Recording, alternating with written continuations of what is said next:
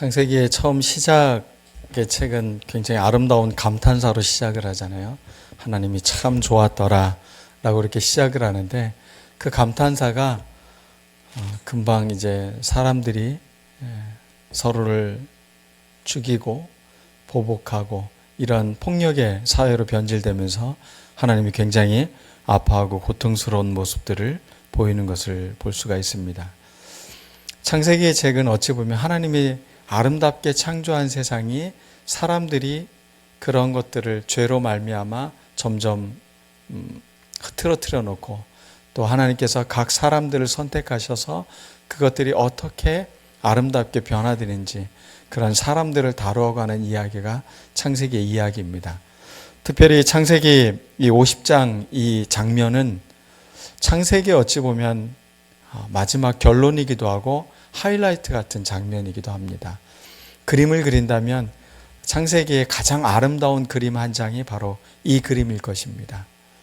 형들은 자기들이 한 일이 너무 두렵고 떨려서 혹시나 지금의 총리 대신이 된 요셉이 자기에게 똑같이 그렇게 보복을 한다면 자기들의 생명이 위태로울 것 같아서 두려웠습니다. 요셉의 한마디면 자기의 모든 것들을 다 잃어버릴 수 있는 그런 상황이었습니다. 그래서 그들은 아버지 야곱이 있으니 그나마 자기들의 생명을 보존하고 살았는데, 이제 아버지 야곱이 죽었으니 이제 우리도 죽었구나라는 그런 눈물겨운 그런 마음들이 들기 시작을 했습니다. 그리고 그들은 동생에게 찾아와서 이야기를 합니다. 아버지가 우리를 용서하라고 그렇게 말씀하셨는데 우리를 용서해 달라고 이런 이야기를 합니다. 그럴 때 이 요셉의 이 행동, 이 말 한마디, 참 놀라운 하나님의 사람을 보는 것 같아요. 억울하고 고통을 많이 겪고 고생 많이 한 사람들의 특징이 있어요. 마음이 굉장히 인색해요. 그리고 거칠어져 있어요. 그래서 사람들을 굉장히 함부로 다뤄요. 용납하는 마음들이 거의 없는 거죠. 그런데 요셉은 그런 험난한 고난을 당하고서도 그는 자기의 마음을 전혀 흐트러뜨리지 않은 사람이었어요. 성경에서 말하는 참다운 인간상, 그런 이것이 아닐까 싶어요. 고난이, 아픔이, 억울함이 그것이 자기의 삶의 본성을 놓치지 않도록 만들고 그 선한 본성을 키우고 하나님이 원하는 참 좋은 사람으로서 변화되는 것, 그것이 우리에게 하나님께서 바라는 삶이 아닐까 그런 생각이 듭니다. 그래서 오늘 제목을 드디어 악을 선으로라는 제목으로 정했습니다. 한번 드디어 악을 선으로, 옆 사람에게 한번 이렇게 한번 얘기해 보시기 바랍니다. 시작. 예. 제가 만약에 렘브란트 같은 화가였다면 저는 이 그림을 꼭 남기고 싶어요. 어떻게 장면을 그릴까? 사진 작가들도 그 여러 가지 세팅들이 절묘하게 맞는 순간에 한 장면을 담아내는 것처럼 이 많은 이야기 중에 어떻게 하면 이것을 함축해서 잘 표현할 수 있을까라는 생각을 해보게 됩니다. 드디어 악을 선으로 바꾸는 이 아름다운 장면. 하나님께서 천지를 창조하시고 참 좋다라고 이렇게 고백을 하십니다. 좋다, 좋다. 그리고 사람을 지으서는 심히 좋다, 매우 좋다라고 표현하고 있어요. 이 단어가 히브리어로 토브입니다. 하토브라는 말이 참 좋다라는 말입니다. 선하다, 좋다 이런 뜻입니다. 오늘 악을 선으로 바꾸신 하나님, 하나님께서 나의 아픔과 역경을 선으로 바꿔주셨습니다 라고 말하는 그 선이 똑같은 단어가 쓰여 있어요. 그래서 창세기는 마치 이렇게 대꾸를 이루고 있는 책처럼 기록되어져 있어요. 하나님께서 참 좋다고 말하게 창조하신 세상이 다시 얽히고 설켰던 인생들이 참 좋다라는 감탄사로 이 창세기가 맺고 있다는 것입니다. 저는 성경의 아주 중요한 사고 중에 하나가 저는 이거라고 생각을 합니다. 좋다로 끝나야 되는 겁니다. 우리의 생명이 끝나는 그날에도 하나님께서 참 좋다. 네가 참 잘 살았다. 네가 열심히 살았다. 네가 악을 선으로 바꾸며 참 멋진 삶을 살았다. 그러면서 하나님이 참 좋다고 고백하는 삶을 산다면 우리의 삶이 후회 없는 삶이 될 것 같아요.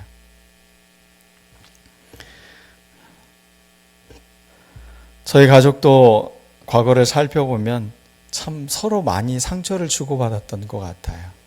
때로는 그게 아픔이기도 하고 그 두고두고의 상처도 되기도 했고, 저는 그래서 자식을 많이 낳고 싶지 않았는데 셋이나 낳았습니다. 저희 집은 9남매였잖아요. 9남매 막내로 태어나서 참 많은 일들이 일어났던 것 같아요. 형제 간에도 뭐 이렇게 갈등도 깊어지기도 하고 또 그 갈등이 화해되는 장면도 보게 되고, 그러면서 진짜 멋있는 사람이 무엇인가를 가족 안에서도 보게 됐던 것 같아요. 억울함과 그 분노와 어릴 때 받았던 상처와 이런 걸 갖고 두고두고 살아가는 사람이 있는가 하면 어느 순간인가 그런 마음들을 열등감, 상처, 아픔이 아니라 가족들을 위해서 따뜻함으로 전해주는 사람. 놀랍게도 그런 분들이 우리 집에서는 예수 믿는 사람들이었어요. 누님도 집에서 굉장히 많이 놀림을 받고 그렇게 했음에도 불구하고 지금은 어떻게 보면 우리 집에서 믿음으로 우뚝 서 있는 사람이 된 거죠. 저는 이게 굉장히 중요한 것 같아요. 우리가 신앙을 갖는다는 게 내가 예수 믿고 천당 가는 거야 라고 끝나면 정말 천박한 게 될 것 같아요. 그 이상의 것이라는 거예요. 하나님께서는 우리의 영혼을 구원하시고 우리의 삶을 지금부터 천국으로 만들어 가시는 삶을 우리가 경험하게 되는 것. 이 놀라운 은총을 우리가 경험하며 살아가도록 초대받은 사람들이라는 것입니다. 여러분에게는 어떤 아픔이 있습니까? 어떤 억울함이 있습니까? 억울함 없는 분들 계십니까? 네, 많죠. 그래서 나이 분들 드신 분들이 서로 그 억울했던 시대를 얘기하면 정말 한도 끝도 없이 막 이야기를 하시잖아요. 내가 더 억울했다 이러면서. 그런데 그러한 자랑으로 그런 마치 명예훈장처럼 이야기하는 것으로 끝나지 않고 그런 것들이 지금의 그 사람을 정말로 아름다운 사람으로, 선한 사람으로, 그리고 사람들의 아픔을 공감하는 사람으로, 형들의 불안하고 두려워하고 떨리는 그 마음을 알며 형들의 마음을 위로할 줄 아는 사람. 오히려 거기에 더하여서 내가 형들과 형들의 자녀들까지도 내가 돌보겠나이다. 걱정하지 마소서. 이런 말을 할 수 있는 이 큰 품, 이 넓은 마음, 이건 어디서 나오는 것일까? 오늘 성경을 통해서 우리가 몇 가지 같이 배워보았으면 좋겠습니다.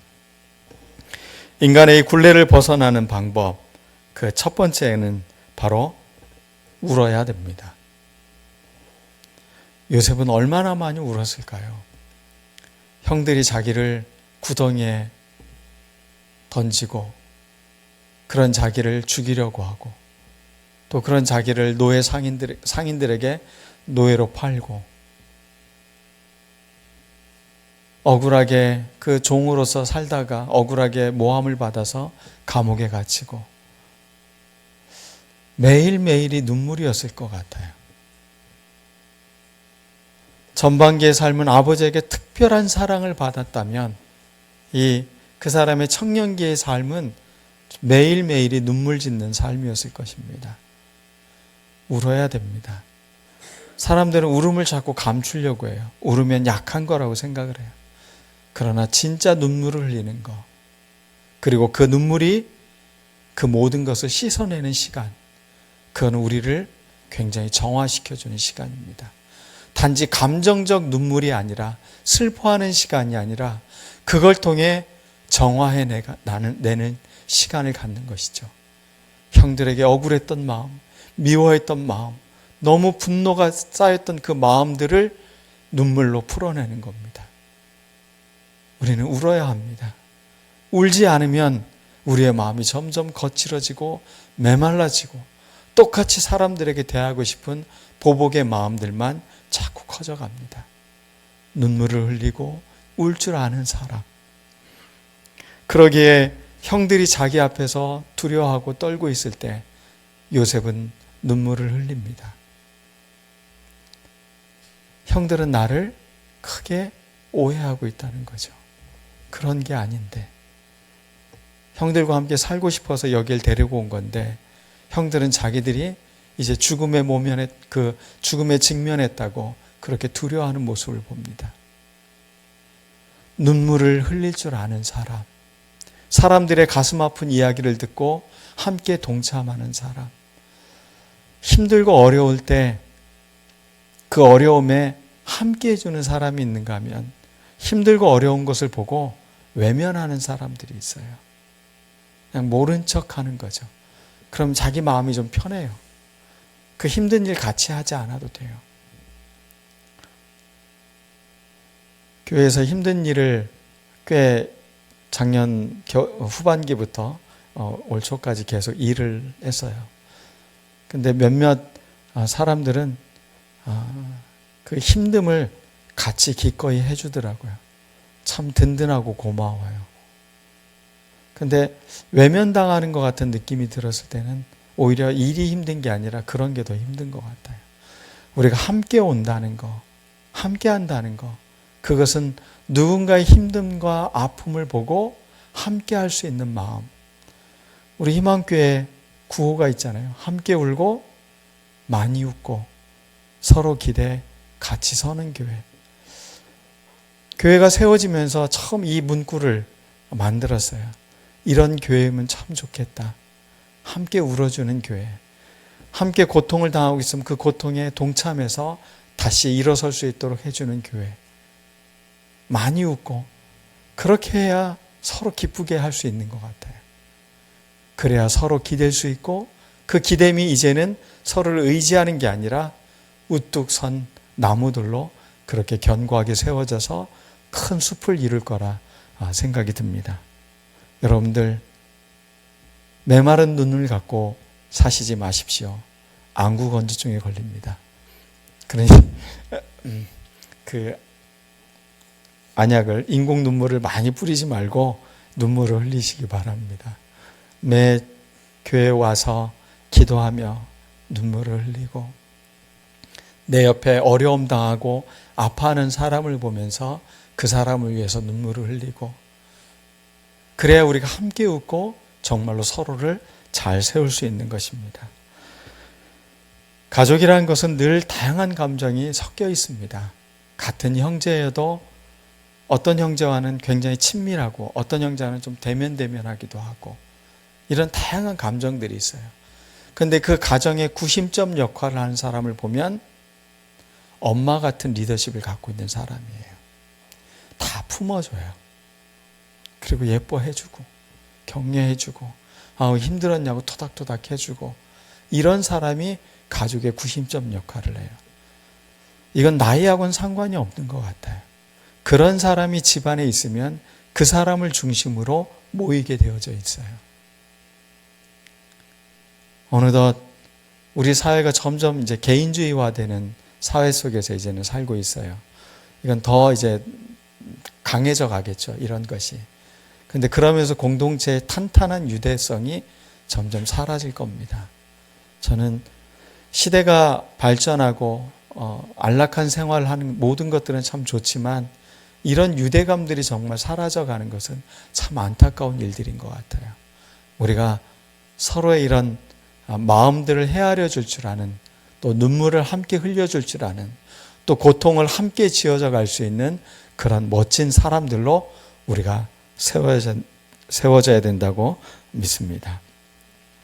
그러기 위해서는 우리 서로에게 감사한 마음들을 늘 기억해야 됩니다. 서운하고 아쉬운 마음은 모래 위에 기록하고 그리고 감사한 것들은 돌 위에 새겨놓는다고 이런 말이 있는 것처럼 우리 서로의 고마웠던 거, 감사한 것들은 돌 위에 잘 새겨서 그것들이 서로에게 좋은 관계로 계속 유지해가는 힘이 되었으면 좋겠습니다.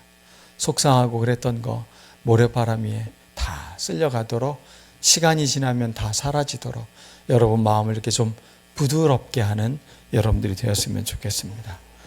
두 번째입니다. 첫 번째는 뭐라고요? 울어야 된다고요. 두 번째는 고난 학교를 잘 통과해야 됩니다. 학교를 잘 다녀야 됩니다. 어떤 학교를 잘 다녀야 되냐면 고난을 당하는 것.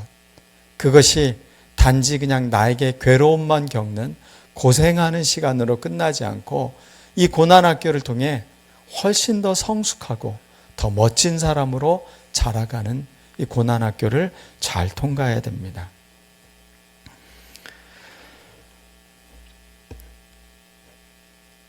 이 고난 학교는 마치 흙이 모든 것을 품어주는 것처럼, 그리고 그 품은 것들을 이른 봄에는 꽃으로 피워주기도 하고 가을에는 열매가 맺게 해주고 그렇게 좋은 거름이 되어주는 역할, 그런 것이 바로 우리가 고난 학교를 당하는 겁니다. 사람들은 땅에다 아무거나 다 버립니다. 그렇지만 땅은 그것을 좋은 것으로 만들어서 그것을 사람들에게 제공합니다. 흙으로 지음받은 우리도 어떻게 해야 됩니까? 그래서 서로 그러한 삶의 태도를 가져야 되는 것이죠. 우리가 서로 좋은 것을 내어주는 겁니다. 흙처럼 또 흙으로 지음받은 우리는 나에게 어떤 악함을 줬다 해도 그것을 악으로 다시 감지 않고 선으로 갚아내는 이런 멋진 흙들이 되었으면 좋겠습니다. 사람들 사이에서 악을 심어도 우리는 선으로 바꿀 수 있는 믿음의 사람들, 재산이나 더 나은 직업이나 권력, 이런 것들이 서로의 위화감이 아니라 서로를 섬기는 좋은 도구가 되어야 됩니다. 그러기 위해서 우리는 겸손한 마음으로 늘 이 고난학교를 잘 보내야 되는 것입니다. 이 세상 만물을 창조하신 하나님이 참 좋다고 하신 하나님이 야, 참 좋다, 이제 졸업해도 된다 라고 말하시는 그 순간이 올 겁니다. 그러면 우리에게 하나님 베푸신 축복의 삶을 우리가 잘 살아낼 수 있을 것입니다. 그러기에 우리는 더 믿음을 가져야 되고 더 순종해야 됩니다. 이 고난을 기꺼이 이길 수 있는, 또 이것을 잘 통과해서 나의 인격 안에 예수 그리스도의 삶이 배어져 있을 수 있도록 우리 그렇게 살아가야 되는 것입니다. 마지막 세 번째입니다. 굉장히 행복해하는 여러분들의 얼굴을 볼 수 있습니다. 세 번째니까 짧겠습니다. 책임지는 자세와 간곡한 위로의 말을 해야 되는 것입니다. 책임지는 자세, 또 위로의 말. 성숙함의 두 가지 단어일 것입니다. 책임을 진다는 거, 그리고 위로를 한다는 거. 이건 나하고 상관이 없어. 이렇게 점점 이러다 보면 어떻게 됩니까? 그건 그 사람 일이지 내 일이 아니야. 근데 나한테도 책임이 있다는 거예요. 함께 해야 된다는 거예요. 이건 놀라운 성숙한 마음인 것 같아요. 책임을 단지 나에게 의무적으로 부과된 것이 아니라 내 마음에 부담을 갖고 마음이 움직일 때 함께하는 그 책임, 이런 것이 우리에게 자라날 때 그 공동체는 새로운 공동체가 됩니다. 여러분들이 이제 명절을 맞아서 가족들을 만나고 이럴 텐데 여러분들 다 나하고 무관한 것이 아닙니다. 내가 책임지는 것들이 필요한 거예요. 그래서 함께 그 책임을 조금씩 나누어지려고 하는 여러분들 모두가 되었으면 좋겠습니다. 그러기 위해서는 여러분들 귀가 열려야 합니다. 사람들이 이야기할 때 정말 그 사람이 하고 싶은 이야기는 잘 들어줄 때만 합니다. 그냥 일반적인 말들을 할 때는 자기 내면을 잘 꺼내지 않아요. 그런데 잘 들어주면 나중에 자기 속 이야기를 해요. 그건 오래 들었기 때문에가 아니라 그 듣는 사람이 정말로 듣고 싶어하는 태도를 보일 때 사람들이 이런 반응을 보이는 것이죠. 그렇게 잘 듣고 나면 위로할 수 있습니다. 조언하지 마시고 위로하십시오. 우리는 자꾸 조언을 하려고 해요. 해결책을 제시하려고 해요. 그런데 조언과 해결책은 한참 이후에 해도 늦지 않아요. 그 마음을 이야기했을 때는 위로해 주세요. 공감해 주세요. 많이 힘들었겠다고, 그래도 그 힘든 것을 잘 견뎌냈다고 칭찬해 주세요. 명절에 가서 여러분들이 해야 할 말은 바로 이겁니다. 어른이 된다는 건 잔소리를 많이 하는 게 아닙니다. 이걸 많이 해주는 겁니다.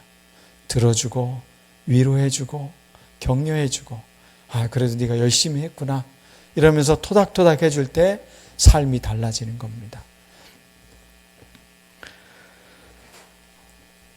말씀을 마치겠습니다. 우리 요셉의 마음을 본받아서 서로의 마음을 공감하고 선을 이루어가며 따뜻한 위로의 말을 건네는 복된 믿음의 가정, 교회, 우리 그것을 일구기 위해 우리 모두가 초대받았다는 것, 이 초대에 여러분들이 응하시길 바라겠습니다. 그러기 위해 우십시오.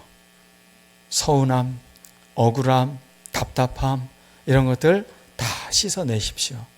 그리고 하나님 앞에서 활짝 웃고 사람들을 대할 줄 아는 그런 넉넉함을 여러분들이 받고 또 고난학교를 믿음으로 잘 통과해서 여러분들이 흙처럼 그렇게 아름다운 꽃을 피워내고 열매를 맺는 여러분들이 되길 원합니다. 그리고 이번 명절에 가서는 위로의 말로 사람들을 그렇게 격려하고 돌아오는 우리들 모두가 되었으면 좋겠습니다. 기도하겠습니다.